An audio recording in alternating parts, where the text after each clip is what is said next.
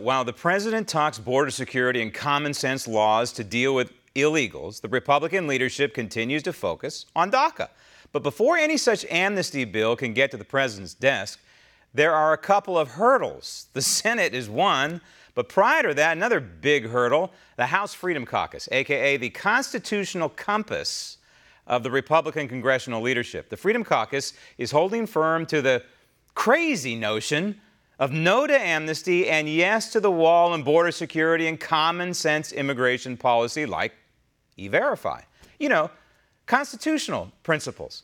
So where do we stand on amnesty versus security? Is this compromise of our founding document going to pass? Joining me now from the Capitol at Statuary Hall in Washington, D.C., representing Texas's 1st Congressional District, Congressman Louie Gohmert. Congressman, a colleague I heard this morning on another network accused the House Freedom Caucus of wanting perfection in immigration legislation. I don't think that that's quite true, is it? In essence, I think the House Freedom Caucus wants pro-America, pro-common sense, pro-national security, and no to amnesty. And that's why you voted against the Goodlatte bill, correct? Well, yeah, I like the Goodlatte bill. I thought it was a terrific bill, ending chain migration. Takes care of the biggest problems, but then the last 30 pages or so had to do with legalizing basically an amnesty for DACA when we have all said repeatedly that that was unconstitutional. I mean, President Obama didn't even sign an executive order for that. He spoke it into being, and then Jay Johnson came along behind him as Secretary of DHS, and he did a series of memos. And so those memos, based on the President Obama speaking, those became law that overrode the congressional action. But let me be clear, as I understand it, 6 of the Freedom Caucus were in the room helping negotiate the so-called compromise bill. I was not one of them. Steve King is not in the Freedom Caucus, but he and I were part of a compromise 4 years ago, July 4 years ago, when Boehner was trying to ram through an amnesty. It was a de facto amnesty, and we were able in 2 days to stop that once it was filed late on Tuesday night. But that got on. We redid the bill Thursday night, Friday. I think we got every Republican. We got most every Republican's vote, but I was part of that compromise. But I didn't even know the compromising was going on. But you need to understand, there are a number of Freedom Caucus members who helped. There were 6 of them that helped negotiate the bill. They are okay with the amnesties in the compromise bill. At least some of them are.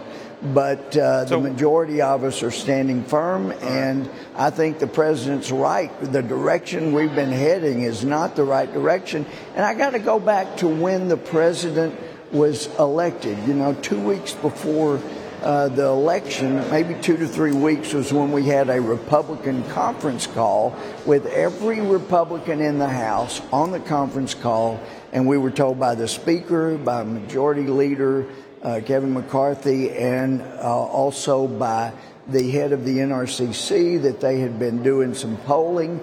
And since the president's taped interview where he was talking about women's parts and whatnot, that 3 days later our numbers started going south, and basically they were saying we're desperate. We're going to lose the majority if we don't, and this is 2016, October, we're going to lose the majority unless all of us start running against Trump. We've all got to condemn him. We've all got to run against him.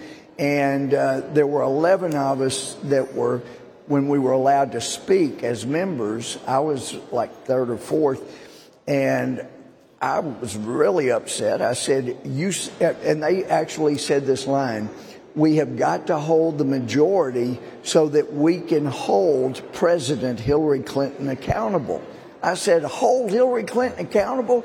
You wouldn't even let us hold Koskinen accountable or Lois Lerner. Isn't that emblematic? You didn't hold us hold anybody.